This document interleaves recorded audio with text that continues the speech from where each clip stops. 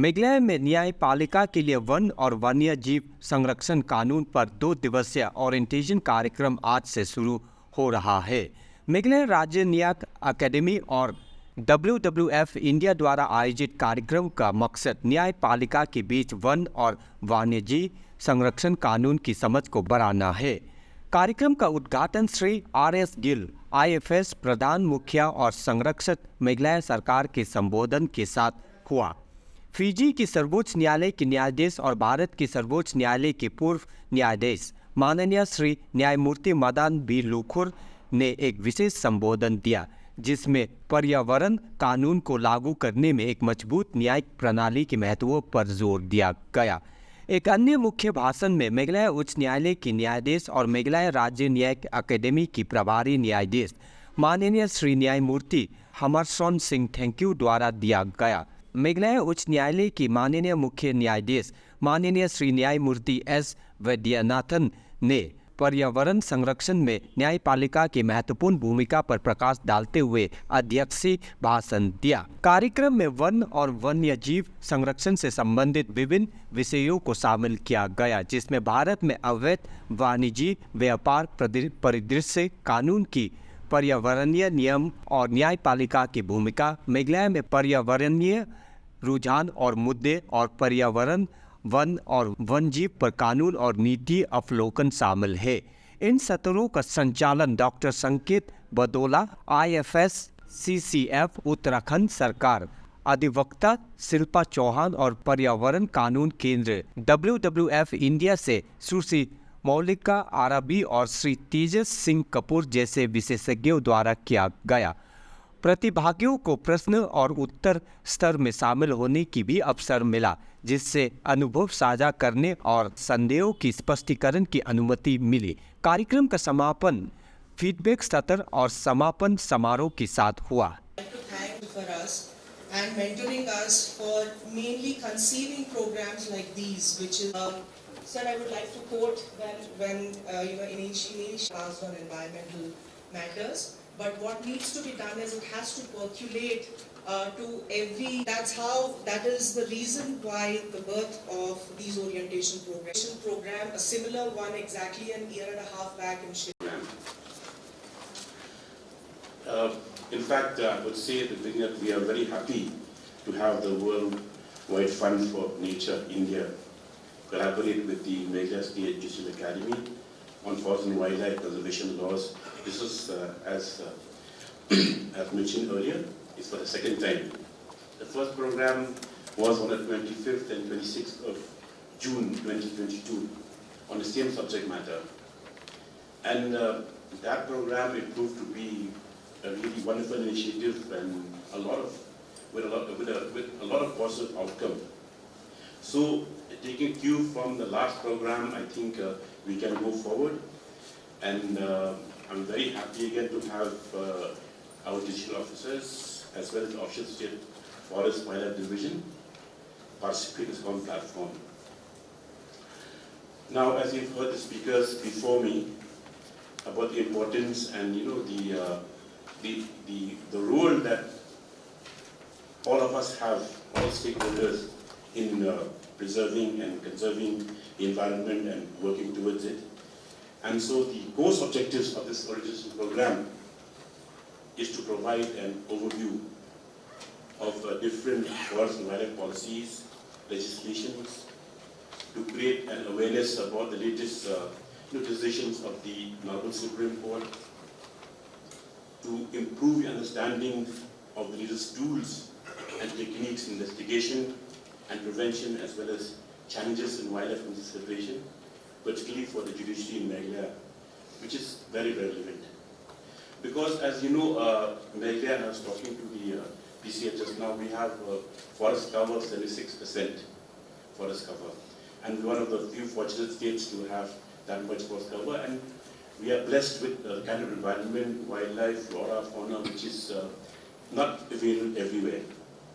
And as Justice Manukur said just now, with regard to there are two judgments which have emanated from here. One is the Lafarge judgment, the other is regard to mining. Lafarge regard to, it was mining also, but environmental concerns which are raised by certain organizations. And I must say that I was fortunate also to be part of that matter with the Supreme Court appealing for the residents of a village called Nongtrai. And there, the topic, the scope of intergenerational, sustenance that had come out from the community itself, like while giving up a part of the land for mining, but not giving all of it, only a certain portion, think of intergenerational. So these are things built into our communities also, with regard to conservation and with regard to preservation. Of course, in modern times, you've seen that a lot of things have changed. Land is a finite resource, and so there's more and more demands for expansion, and that's why we see a lot of degradation. Coming to Meghalaya again, and a rich biodiversity that we have, timber was one of the main occupations since ancient times. Before, timber was used only for household uses and the firewood or for building homes, and all villages had community forests, and so which they could take the resources from there. But then as things happened, that there was a widespread degradation and exploitation due to export of timber, then we were saved by the complete ban that happened in 1996. There was the government case, and where there was a complete ban on the transport of timber from the northeast, and that has resuscitated the forests in Meghalaya especially, which I will say personally I'm witness to that also in the areas we used to travel to a great extent.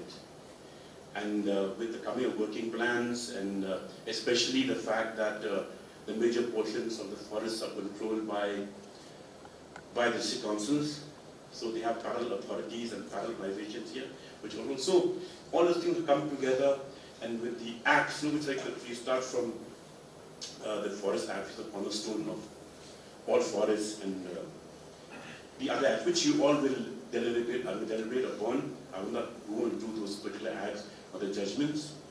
And as the speaker said, we face a lot of challenges, and the roles that the judiciary will play, and also the forest officers, and upholding, I would say, the role and the rule of law, which is, paramount. So we have a very, very important part to play in the implementation and in the safeguarding of the environment. So I'm certain that this orientation program will enable the forest officials, the rangers, official forest officers, all present have a better understanding of the forest and wildlife conservation laws, and to be effective stewards of our natural heritage, contributing to, you could say, environmental stability and ecological harmony. Thank you very much.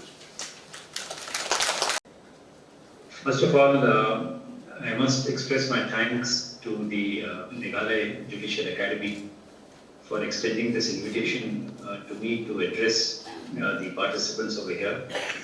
I have very fond memories and a long association with Meghalaya, particularly the High Court, and I'm very glad to be back amongst all of you in this session. I would have liked to be present physically because Meghalaya is one of my favorite states, but unfortunately because of the commitments it has not been possible for me to travel to Shillong. This program, which has been organized by WWF India along with the Judicial Academy, is, I think, a very important program. It's a part of a series of programs that have been organized by WWF India in collaboration with the Judicial Academies across the country. The reason for this is... This conference is being recorded. The reason for this is that we are facing a huge environmental crisis, not only in India, but across the world. And in India, we are facing the brunt of it in very different ways. For example, Delhi, everybody knows about it. We are having severe problems of air pollution. And this air pollution has actually now spread to different parts of the country. And many cities in India are very highly polluted. We have issues of water shortage. Bangalore is one place which is in the news in the recent past, where there is acute water shortage. You have different kinds of problems, including with regard to wildlife.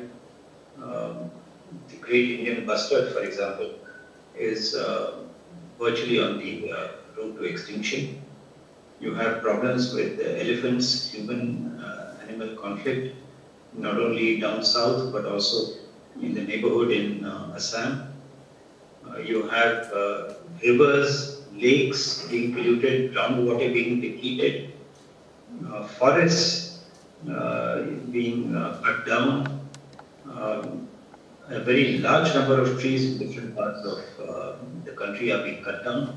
And there are some judgments which I will refer to at a later stage, emanating from Meghalaya with regard to the cutting down of trees, a judgment passed by a district judge in Meghalaya. So these are, huge problems that we are facing from time to time. Climate change, of course, is the broad heading under which we are facing these problems. Now, what is it that is expected of all of us? One is that, you see, the state has an obligation under the directive principles of state policy in the Constitution, Article 48, capital A, to endeavor to protect and improve the environment and to safeguard forests and wildlife of the country. So this is really one of the objectives of the state, one of the objectives of the Constitution. We as individuals constitute a part of the state, and therefore it is also our obligation to do this. But in addition, each one of us to protect and improve the natural environment, including forests, lakes, rivers, wildlife, is on us. We are the ones who are inhabiting the planet, along with, of course, animals, the wildlife, with forests. Keep looking at what is happening in the various high courts, and Ms. Lindo would remember from the last program when when we spoke about and discussed about the various issues on the wildlife and the forest and many of the environmental cases. What emerged from most of these discussions and what we have learned from participants like you in many states is that environmental case, even though you might not handle the bigger issues which could be wildlife and forest, but there are many issues to either waste management within a state, or could be the pollution or the real estate lobby or the timber logging. There are many issues which also come and are dealt with at different courts, and that's where the opportunity is. So coming to this specific program, which is on environment, forest and wildlife laws, this is only our it's a way to interact with all of you about what are the current trends in the forest and wildlife cases. What is happening in different courts and how is judiciary dealing with many of these cases. Now, why we emphasize, I myself am a lawyer, but I'm working with WWF India. Similarly, a lot in our team are lawyers, but we don't actively practice in courts. But what we do is we track all these environmental cases, the environmental issues which are being dealt with at a judiciary level, because somehow, we have, while working for many years in this sector, we have seen that we have robust environmental laws. The legislature has done its job. The executive, yes, is doing its job. But somewhere when it comes to environmental cases, judiciary has always played a very, very active role. Green Judge, Justice Kuldeep Singh, to many of the sitting judges of Supreme Court, current and the former judges of Supreme Court, have passed orders on these matters, which could be on active wildlife corridor, say it could be an elephant corridor, or it could be a bird like Great Indian Bustard, and how to secure the habitat of Great Indian Bustards. Now with the National Green Tribunal, which was passed in 2010, we have many such environmental judgments coming out of these tribunals, which have become a precedence and have become a reason to conserve many of the habitats. within within our country. So this discussion which we will have in today the whole day and tomorrow half a day is an attempt to only discuss with you what are the various cases which have been dealt in different courts and what is the message which we can take back from these cases and how can we instead conserve the environment, conserve our biodiversity, conserve the habitats of various wildlife. That's the attempt, and it's going to be a very interactive session.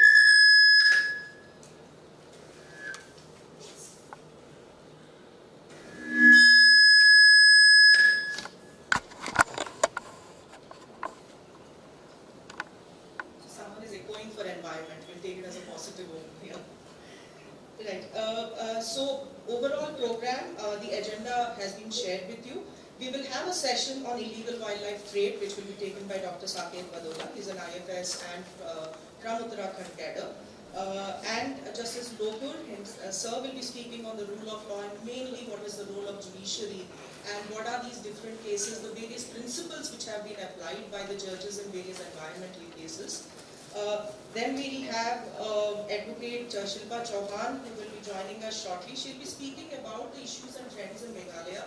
In fact, as a lawyer, she was part of drafting many of the laws specifically for Meghalaya because the state government had invited a firm which she belongs to, and so she has contributed on these lines, and we will have her talk about it. We will also, day 2 tomorrow, we will be talking about the various cases of the wildlife and the forest cases. I'll be, along with my colleague, will be taking that session.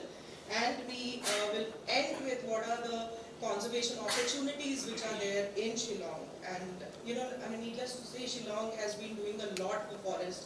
And when we enter Shillong, there is a testament. One can see many good things because the moment you move from Guwahati to Shillong, the difference is seen. But from last time to this time, I've also seen that there's a lot of construction. There's a lot of tree felling which is happening. And last time what we appreciated was of the waste management which was being done in Shillong. Somehow this time I'm not able to appreciate that because I could see a lot of roads where the waste was just scattered openly.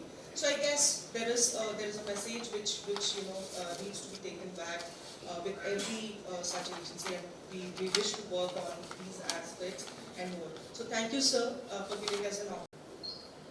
At the outset, I would like to bring to your notice that the challenge of climate, the challenge of the forest and environment is a rapidly expanding challenge.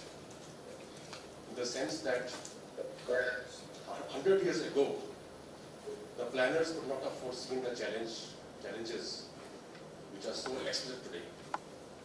Similarly, today when we're sitting here, it's very difficult with the best modeling techniques to look forward 100 years and see what the world will be like in the 22nd century. The point, especially for our students and young lawyers, is to see this as a constantly expanding mission, requiring constantly reinforced commitments and constant awareness with the changes all over the world. In 2016, one city in Australia, Durban, declared a climate emergency. In 2019, the Pope declared an emergency and called for radical changes in energy consumption. So this is the extent to which the matter has become critical, in the sense that the impact of any violation of forest and environmental laws will extend beyond us, beyond our lifetimes, and perhaps beyond our children's lifetimes, and in affecting people in the distant future in a very, very intimate and a very, very intricate way. So that responsibility has to be kept in mind constantly, because you are essentially defending people whom you have not met and people you will never meet. I'm referring to the unborn generations. They will never come to you and complain that this is the grievance we have, please do something. You have to foresee what they are likely to face 50 years from now and make plans in that longer context. With regard to Meghalaya, the principal act which we have implementing for the forest conservation is the Meghalaya Forest Conservation Act 1971, Meghalaya Forest Regulation 1971, which was passed down to us from Assam and then subsequently amended, became MFR 1973, and then subsequent amendments have taken place. In this act, the most important part is about the seizure of the forest produce under section 49. So when any forest produce is seized, it has to be reported to the local divisional forest officer under the section. And any person aggrieved with the DFO's order can appeal to the next higher authority, the Conservator of Forest, under section 49A. And any appeal against the Conservator's order goes to the Court of Session under 49B. These are the field operations under which the forest conservation is practiced in our country. Now with regard to environment, in 2006 we had the Environment Impact Assessment Notification. And that said that when any development project is to be framed, any project likely to have significant impact on environment needs to be assessed for the extent of damage that may be caused. And the EIA, most important, EIA should be reviewed by the local people. Because as just said, we are dealing with people who are comparatively, not exactly powerless, that would be a very audacious term to use, but certainly do not have access to all the avenues to address their grievances, and also future generations who are not right now not here to articulate their sense of concern about what is going on today. So for that point of view, these have been framed. And I would like to very humbly acknowledge the contribution which our judiciary has played over the years in bringing environment to the center stage of deliberations. There have been very significant rulings by the Honorable Supreme Court and other legal bodies. And one of the most important principles which have been articulated is the polluter pays principle. If someone is causing pollution, he should pay for it, rather than passing the burden to the government, which essentially will be passed on to the taxpayer. So in that respect, every individual has to accept accountability for what he is doing today and be answerable for it, make amends for it, make preparations for it, so that when it actually happens several years ahead, the measures for the cure, for amelioration, are already in place, and necessary inputs have been placed, necessary financial commitments have been made by the polluters today. So this is the broad framework of the laws which exist, which we as executive are implementing. And as we go ahead in this session, I would personally be very happy and satisfied to be enlightened with the wisdom of the distinguished persons we have today. This is Loker joining us online. And I'm here as a humble student. Once again, the diary and notes in my hand, and wish to fill a few pages before leaving. And thank you very much for calling me here. Step Basu Beckman F.E. Baru. Good morning, one and all. Justice Loku, brother judges, and others of the dais. It gives me an immense pleasure and honor to address this gathering on the topic preservation of environment and wildlife. The rugged terrain of Meghalaya, a mix of high elevations and deep valleys, coupled with rich bounty of rain and resultant vegetation, has made it a heaven for wildlife species. There are many forests in the state that remain mystery due to inaccessibility. In addition, many forests benefit from local customs that protect them. I have been to various cities in India. Compared to various places which I have visited so far, I find Meghalaya is the best, as there is less pollution here. I learned that Marveling Now village, which is about 90 kilometers from Meghalaya's capital, Shillong, is one of the cleanest villages in Asia and is most vibrant, ecological and biotic regimes in India and the world. I am happy that people in Meghalaya are trying to keep their environment clean. On the west, the Garo Hills is home to Nokrek Park, a part of Nokrek Biosphere Reserve, one of the 18 in the country. It is home to many rare and endangered species, including the western hoolock gibbon. This fascinating species is also found in southern ranges of Khasi Hills, community near Mav Singh Ram and Jaintia Hills. Wildlife enthusiasts who visit the state cannot leave the Gara Hills out of the itinerary. Balpakram National Park, Sable Grey Reserve and Bakmara Forest Reserve remain important wilderness areas. The clouded leopard is a state animal of Meghalaya. This adept hunter is also very elusive animal, a cat that is primarily arboreal and blessed with a beautiful camouflage coat that makes it almost invisible. It is found across the state in the undisturbed stretches of the forest. Meghalaya is also home to large population of Asiatic elephant. In fact, it falls in between a large elephant corridor that stretches to Assam and Arunachal Pradesh. Wild elephants are commonly sighted in the state's western and northwestern ranges. Other large mammals found in Meghalaya include common leopard, jackals, bears, various deer species, giant squirrels and more. Reptiles include several species of vipers, cobras, pythons and various other rare and common serpents. Meghalaya is also known for its population of birds. The Situ Bird Sanctuary, located close to mighty Simsang River, is home to peacock and grey hornbills amongst many other species. Nong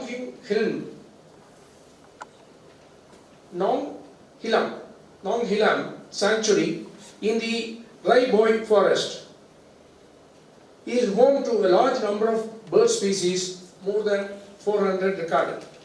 The best bird watching experience happened in more remote and pristine wilderness area. But Meghalaya has plenty of accessible reserve forests close to main towns where one can get teaser of rich bird life. The Upper Shillong Forest and woods around Omayam Lake at the entrance of Shillong are favored hunts for birders armed with the binoculars. Dawn and early morning visits are recommended for best sightseeing. March and April are the best months, while the winter season is when one can sight migratory birds. Some of the important wildlife hotspots in the state includes Nokrek National Park, Selbray Hoolock Gibbon Reserve, Balpakram National Park, Bakmara Reserve Forest, Situ Bird Sanctuary and Nong Hilam Wild Sanctuary. Plastic takes variety of forms, from synthetic fishing nets to single-use items like water bottles and trash bags. It is completely indestructible as it is not at all biodegradable. It simply breaks apart into smaller and smaller pieces over time, creating what is known as microplastics. In order to have a clean environment, a person must be systematic in disposing of plastic, and the best way is to reduce the use of plastics. Aerated drinks are sold in plastic bottles, and some of them are very good in cleaning toilets. It is disheartening to note that regular consumption of such aerated drinks causes cancer. This is indeed a big threat for us, because wildlife is a fundamental balancing component of our ecosystem and thereby nature's most valuable asset. It is even more critical for our state Meghalaya, as we have been blessed by nature and have distinctive array of flora and fauna. In fact, this is what draws the attention of travelers, explorers, wildlife enthusiasts and research scholars from all over the country and beyond. We are home to some of the most unique and endangered species of wildlife. I had an occasion to visit a zoo in Meghalaya, where I could see 3 bears kept in a small cage. Also, monkeys are kept in a small cage meant for parrots. It is nothing but torture to the animals. I have stated in the open court to the government advocates and informed that remedial measures to improve the quality of zoo in Meghalaya to avoid suo motu public interest litigations. However, it has been disheartening to watch an increase in wildlife poaching and illegal trafficking in Meghalaya during the last several months.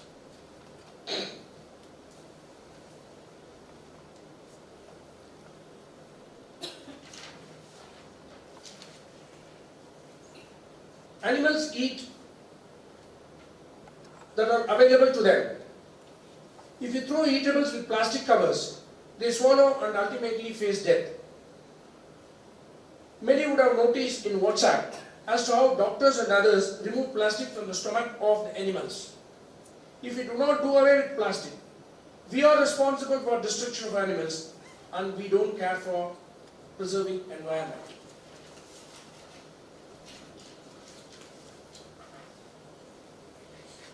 While the Forest Department and the community stakeholders have made commendable efforts, this is still a serious problem for us because it jeopardizes our conservation efforts and threatens the very existing of some of our wildlife species. I wish the program a success. With these words, I conclude my address. Thank you. Kuble Mithila.